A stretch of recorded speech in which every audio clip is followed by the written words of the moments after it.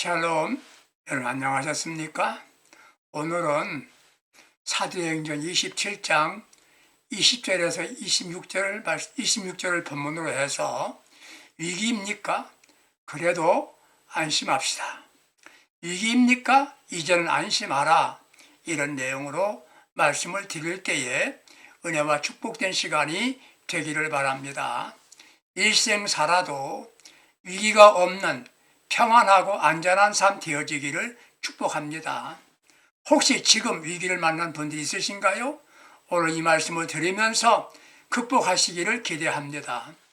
세상을 살다 보면 위기는 누구에게나 찾아옵니다. 사람들이 사는 시대마다 인사말을 들어보면 그 시대를 알 수가 있게 됩니다.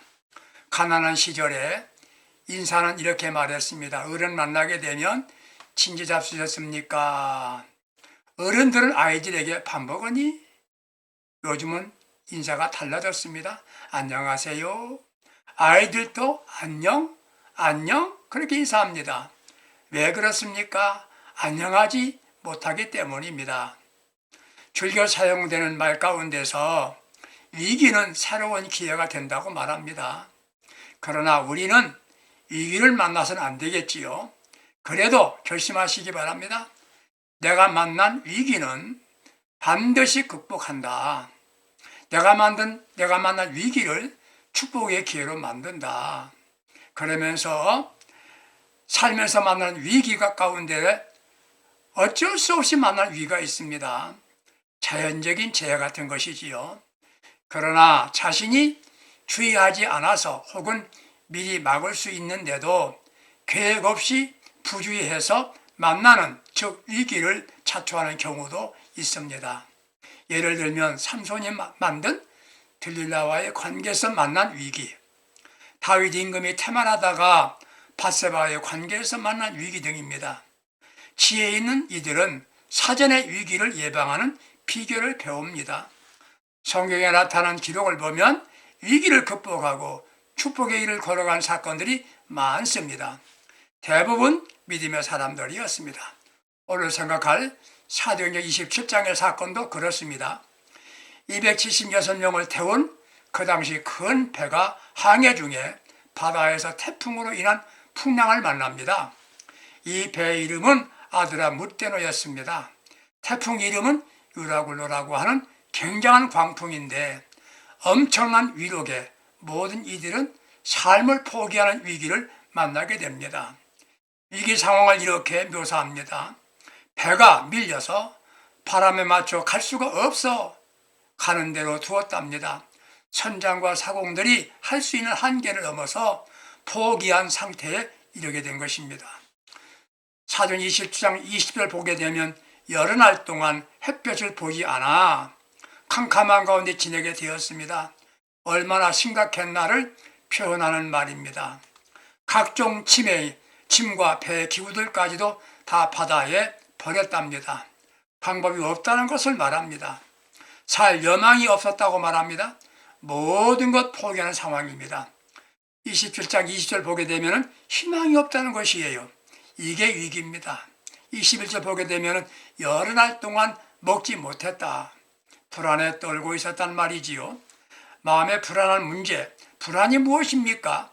위험이 다가온다고 느끼는 중에 염려와 답답함입니다. 불안하면 신경이 날카로워집니다. 잠도 오지 않고 음식도 먹히지 않아서 불안하면 집중력이 약화되고 산만해집니다. 제수를 호송하는 책임자, 선장, 군사들도 할 일을 상실했습니다. 이게 심각한 위기입니다. 왜 이런 위기를 만나야 했습니까? 사도행 27장을 자세히 상고해 보면 원인을 찾을 수가 있습니다.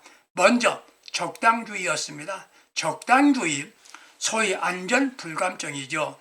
다른 배는 사고 나도 이 배는 괜찮겠지 아니란 생각입니다.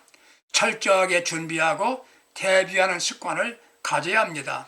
세상 사는데 낙관적으로 살아라 좋은 말이긴 합니다. 그러나 철저하고 준비한 가운데서 이런 말이 괜찮은 말입니다. 그럼에도 분명하고 확신을 해야 됩니다. 적당히 해서는 안 된다는 것이지요. 분명한 답이어야 됩니다. 적당한 답은 답이 아니에요. 정답이 정답이지 않습니까? 두 번째, 지나친 교만입니다. 이 배는 그래도 큰 배입니다. 다른 배와는 달라. 이게 위기를 자초한 겁니다. 나 실력 있다. 사람이 갖는 자존심 좋으나 과대평가는 조심해야 합니다. 여러분 잘 아시는 타이타닉호가 왜 침몰했습니까? 빙산도 우리 배는 끄떡 없다. 자만심으로 가다가 큰 위험을 당한 것입니다. 겸손을 배워야 됩니다. 세상 살려면 매일 배워야 할 자세가 바로 겸손한 자세인 것입니다. 세 번째, 경험제의주의 때문입니다. 듣는 것 이론보다 경험이 좋다. 경험해봐야 한다. 맞는 말입니다. 아는 사람 앞에서 할 말은 없습니다. 내가 해봤다. 나 알고 있다. 그게 힘이지요. 경험이 재산입니다. 선장과 선주의 말이 더 확실하다고 판단했습니다. 바울은 출항하면 위기를 만난다고 말하였습니다. 그러나 그 말보다 경험이 많은 선장과 선주의 말을 듣다가 위기를 자초한 것입니다. 네 번째, 들어야 할 말을 듣지 않은 것이 원인입니다. 바울이 이 말을 들었어야 했습니다. 누구의 말을 들어야 했습니까? 바울의 말이지요. 왜 그렇습니까?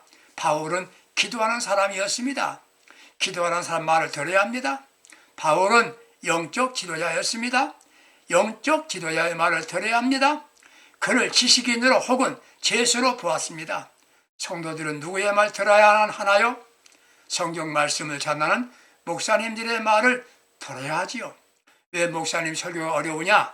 신자들이 듣지 않기 때문이라고 말한답니다. 왕은 충신의 말을 들어야 나라가 삽니다. 그런데 간신배의 말만 듣다가 나라가 망하는 겁니다. 왜 바울의 말을 듣지 않았을까요? 편견이지요. 고정관념입니다. 그는 제수야. 전문가가 아니야. 이게 문제입니다.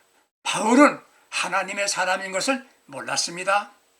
다섯 번째, 탐욕과 이기주의 때문에 사고가 난 것입니다. 세상이 왜 이렇게 혼탁하고 무섭습니까? 이기주의입니다. 이기주의는 죄입니다. 죄의 근본이 이기주의입니다.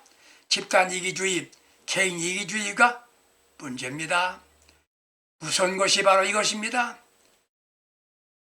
2014년에 10월 16일 세월호 사건, 과적한 것, 수입을 올리기 위하여 위기를 자초한 것 아니겠습니까? 사랑하는 성도 여러분들, 왜 위기를 만나는가? 이 말씀을 기억하면서 위기를 자초하는 일은 없어야 될 것입니다. 조금 더 이게 문제이지요.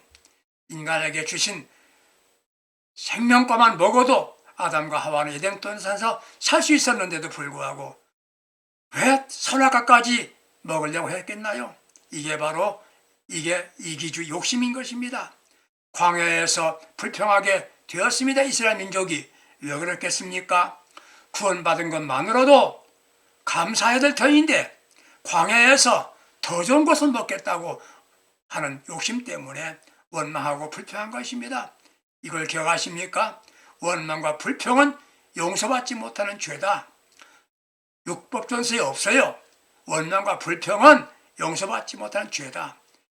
그래서 위기가 왔던 것입니다. 위기 앞에 그대로 굴복하며 받아들여야 됩니까? 아니죠. 극복해야 합니다. 여러분들 위기 만났습니까? 어렵습니까? 힘드십니까? 극복해야 됩니다.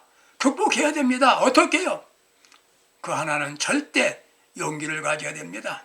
여러분 중 풍랑을 만나 지금 만난 분들 그 고난 가운데서 헤매는 것 상상해 보십시오.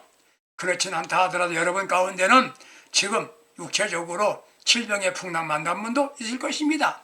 경제적인 위기 만난 분이 있으신가요? 고난이라고 하는 풍랑 만난 위기를 만난 분이 계신가요? 우리는 위기를 넘어서 축복의 기회로 만들어야 합니다. 이런 글 봤습니다. 위기 극복을 위한 10가지 방법이 있다는 것이지요. 하나는 원망하지 말아라. 소득 없이 낭비하는 것은 위기 사실 그대로 받아들이는 것이다. 둘째, 자책하지 말아라. 셋째, 상황 그대로 인정해라. 피하려고 하지도 말고 부끄럽게 생각하지도 말아라. 넷째, 궁상 떨지 말아라. 사람들 동정받으려 하지 말고 아는 사람 찾아가지 말아라. 부탁하지 말아라. 다섯 번째, 조급하지 말아라. 서두른다고 해결되는 거 아니라는 것이지요. 모든 순서가 있습니다. 순서를 찾아라. 여섯 번째, 희망을 가져라. 희망은 생명을 살리기도 합니다. 일곱 번째는 용기를 가져라. 맞는 말입니다. 길 없는 사람 답답할지라도 결코 포기하거나 낙심하지 말아라. 그렇습니다. 우리에게 길이 있습니다. 예수가 길입니다. 기도하는 사람들은 낙심하지 않습니다. 절대 포기하지 않습니다. 다시 해보자. 그럼 다짐해 보십니다. 다짐합니다. 두려워하지 않아야 됩니다. 두려워하는 시간에 기도하세요. 하나님 우리 아버지는 비겁하거나 두려워하는 겁쟁이를 사용하신 일이 없습니다. 기억할 것은 하나님은 인간에게 특수한 것을 주셨다. 그게 뭡니까? 무한한 가능성을 주셨습니다. 둘째, 하나님은 인간에게 모든 걸 주셨지만 지우개는 주시지 않았습니다. 고칠 수 없습니다. 처음부터 실수하지 않고 잘 살아야 된다는 것이죠. 셋째, 하나님은 인간 실수 허물을 분리시키셨습니다. 사람들을 동일시합니다. 자신 사랑하니까 저 사람도 사랑하리라. 그렇지 않습니다. 하나님께서는 죄는 정죄하지만 회개하면 무조건 용서하십니다. 죄와 용서를 분리시키십니다. 죄는 미워하지만 사람은 사랑하십니다. 넷째, 하나님은 과거와 미래를 분리시킵니다. 지난날의 허물과 약점을 물고 늘어지는 게 사람들이지요. 하나님은 과거를 보지 않습니다. 회개하면 무조건 용서하십니다. 마귀는 우리의 죄를 지적할 때 옛날 것을 지적합니다. 여러분 들으셨겠습니다마는 종교개혁자 말틴 루터가 정죄를 당합니다. 너는 이런 죄가 있다 이렇게 정죄하는 거예요. 루터가 뭐라고 말했습니까? 내 죄는 저 아랫집의 기와 지붕의 기와장보다 더 많다. 그러나 하나님께서는 다 용서하셨다. 우리 하나님께서는 과거를 묻지 않습니다. 지난날에 잘한 것도 관계가 없어요. 지금 잘하는 게 중요한 것입니다. 지금 나갈 길이 없다. 이런 위기에서 방법이 무엇이겠습니까? 절대 용기입니다. 힘을 잃지 마시고 용기를 가지시기 바랍니다. 포기하지 맙시다. 두 번째, 위기를 만났을 때 안심할 수 있는 방법이 뭡니까? 기도하는 겁니다. 사람들이 위기를 만나면 아무 생각이 없답니다. 두려움과 걱정만 하죠. 믿음의 사람들은 기도합니다. 조난당한 배, 항만본부 긴급 연락하고 항공기 위기 처했다면 관제탑으로 연락할 것입니다. 우리는 거기 아닙니다. 예수의 사람들은 전능하신 우리 아버지 앞에 기도드리는 겁니다. 위기당할 수 있습니다. 사람 통해서 시련을 주십니다. 때론 사람을 찾아가면 복잡해집니다. 제단 앞에 엎드려야 합니다. 기도해야 됩니다. 그게 방법입니다. 기독교를 기독교라고 합니다. 기도 없이 되는 일은 하나도 없어요. 기도가 방법입니다. 기도하는 걸 배워야 합니다. 자녀들에게 기도를 가르쳐 주세요. 기도하지 않는 것은 예수 믿지 않는 것과 같습니다.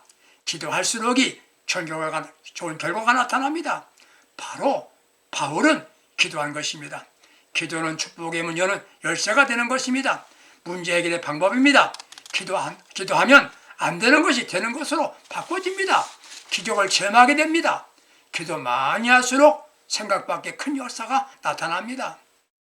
20분 기도하고 훈장하는 것처럼 자랑하는 이가 있어요. 기도는 종교 행사가 아닙니다. 형식적인 기도는 기도가 아니에요. 믿음으로 기도해 보십시오. 위기를 만난 왕들이 있었습니다. 그 가운데 기도한 왕이 있는데 바로 유다 14대 왕 히스기야였습니다. 히스기야는 두 가지 위기를 만납니다. 하나는 자신이 죽을 병에 걸렸습니다.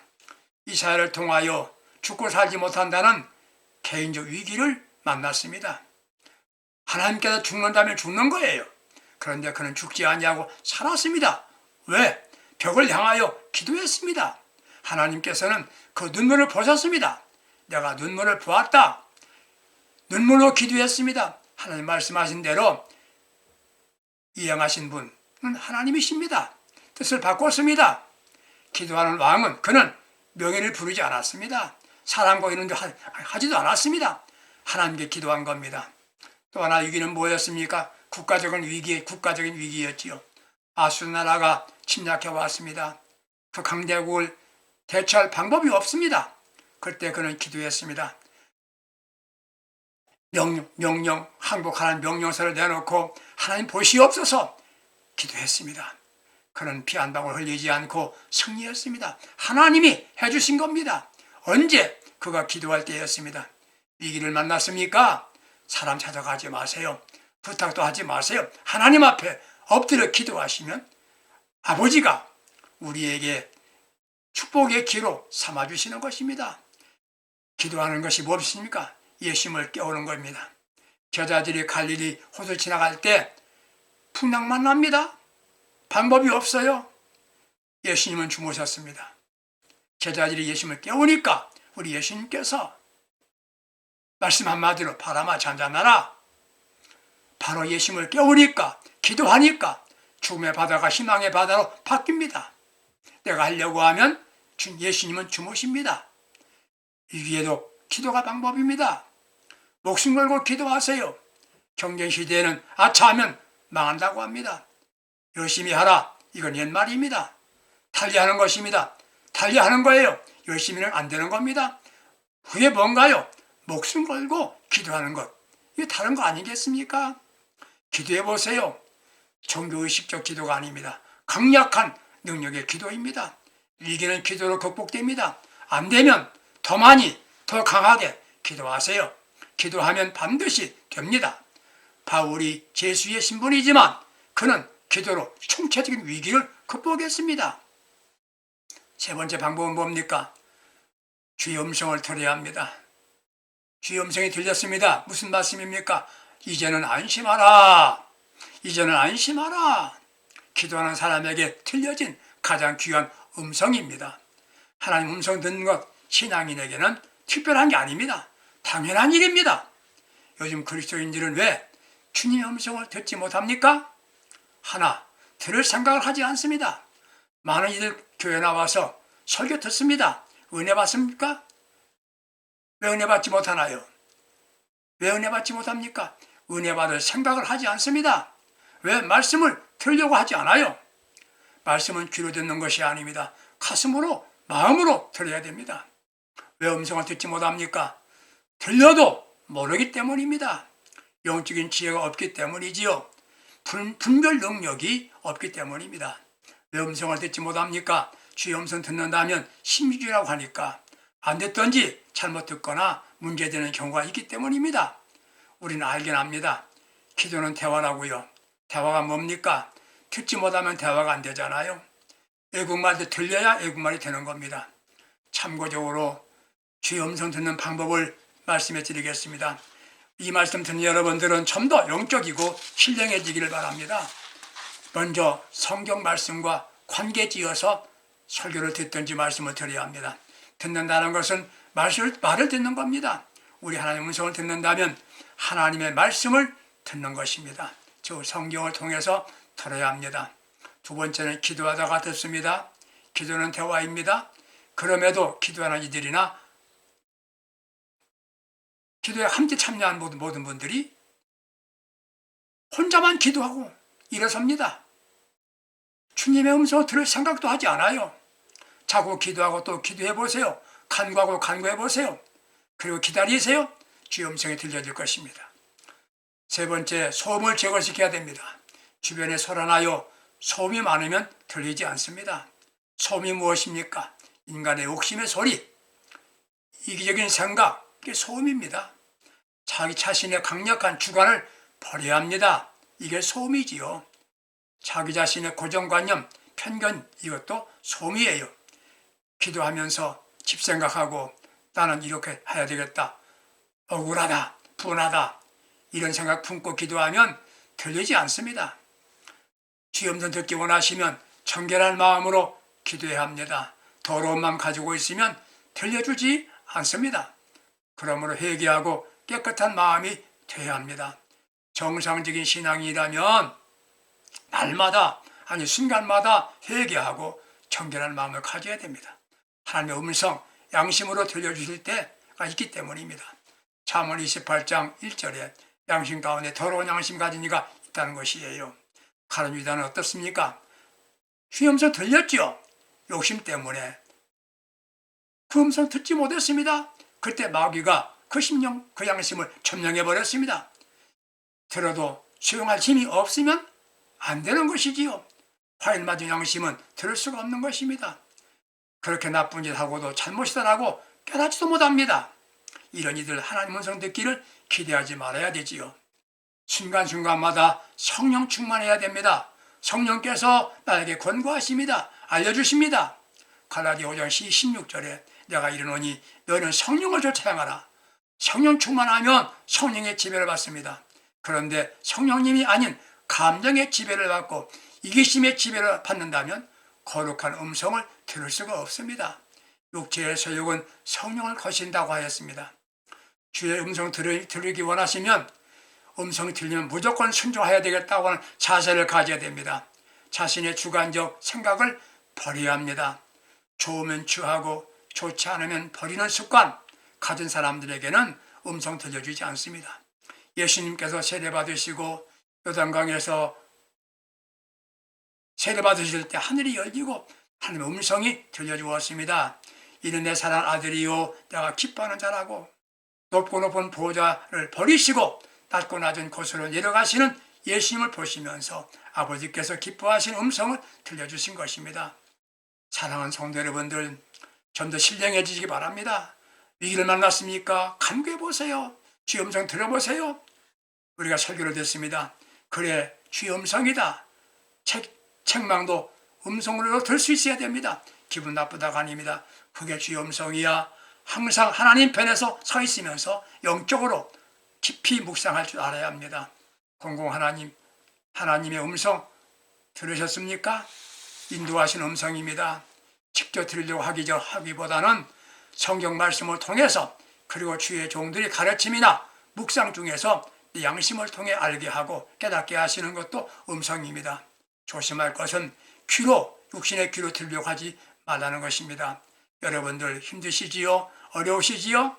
오늘 이 순간에 주님 앞에 간구해 보시기 바랍니다. 위기입니까? 걱정하지 마세요. 예수님께 소망을 가지세요. 어떤 경우에도 포기하지 맙시다.